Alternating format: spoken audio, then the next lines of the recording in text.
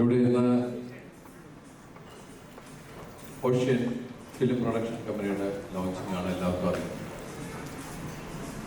തമാശയ്ക്ക് പറഞ്ഞൊരു കാര്യമാണ്. എന്താണ് ആദ്യം പറയാനെന്ന് ചോദിച്ചത്, കാശുണ്ടോ? ഇപ്പോഴത്തെ ഒരു അവസ്ഥ അതാണ്.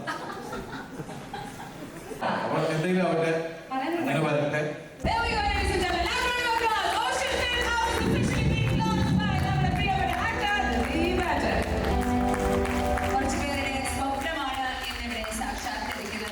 இந்த அருமையான விழாவுக்கு வருகை தந்திருக்கிற அனைத்து திரையுலகத்தை சார்ந்த ஜாம்பவான்கள் இங்க திலீப் சார்லேருந்து எல்லாருமே இப்போ ரவி கொடாகா சார் இருக்காரு, நம்மளுடைய டிமா ஜுவல்லர்ஸ் அதிபர் அவர் இருக்காரு, திருப்பி எங்களோட அருமை இயக்குனர் இருக்காரு.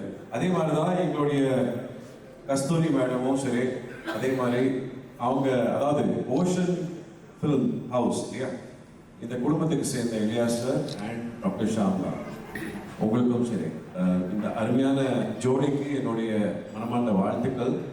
ഹലോ, ഗുഡ് ഈവനിങ്, നമസ്കാരം. എല്ലാവരും എൻ്റെ ക്ഷണം സ്വീകരിച്ചിവിടെ വന്ന എല്ലാവർക്കും എൻ്റെ ഹൃദയം നിറഞ്ഞ നന്ദി, നമസ്കാരം.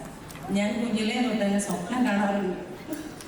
ഒരുപാട് സ്വപ്നം കണ്ട് എനിക്കറിയില്ല ഞാൻ നിൽക്കുന്നത് എങ്ങനെ ഇവിടെ വന്ന് നിൽക്കുന്നത് എനിക്കറിയില്ല. സത്യം, ദൈവം ശരിക്കും പറഞ്ഞാൽ ഗോഡ് ഗ്രേസ്.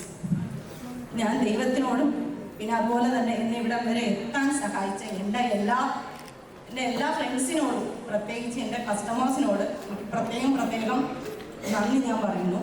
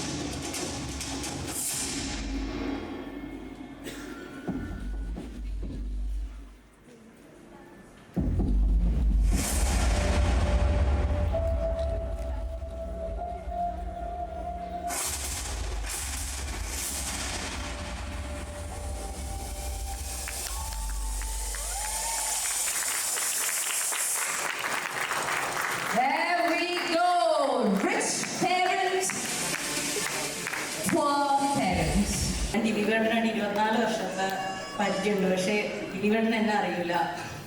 ഞാൻ ദിലീപേട്ടൻ്റെ വീട്ടിലെ സ്ഥിരം ആളായിരുന്നു. മറ്റു ചേച്ചിയായിട്ട് ഞാൻ ഭയങ്കര കൂട്ടായിരുന്നു. പിന്നെ കാവ്യയുടെ കല്യാണത്തിൻ്റെ വർക്കൊക്കെ ഞാനാണ് ചെയ്തു കൊടുത്തത്. ദിലീപേട്ടൻ അതും അറിയില്ല. പിന്നെ എൻ്റെ എറണാകുളത്ത് ഷോറൂം ഉദ്ഘാടനം ചെയ്തത് കാവ്യമാധവനാണ് ദിലീപേട്ടൻ്റെ കല്യാണം കഴിക്കുന്നതിന് മുമ്പ്.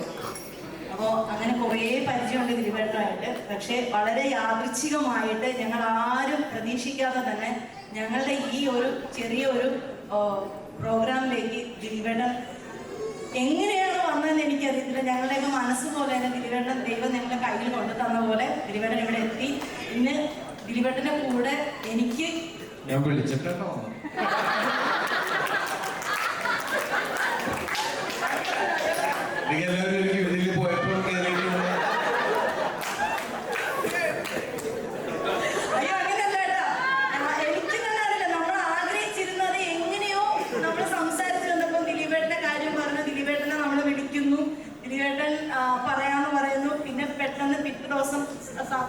ഞാനിവിടെ വരാനുള്ള കാരണം ശരിക്കും പറഞ്ഞാല് ബാന്ദ്ര എന്ന സിനിമയുടെ നിർമ്മാതാവായ അജിത് കൊട്ടാരക്കര, അജിത് വിനായക ഫിലിംസിന്റെ അജിത് പറഞ്ഞിട്ടാണ്, നമ്മുടെ സഹോദരനാണ് അദ്ദേഹം, പറഞ്ഞുകൊണ്ടാണ് ഞാനിവിടെ വന്നത്.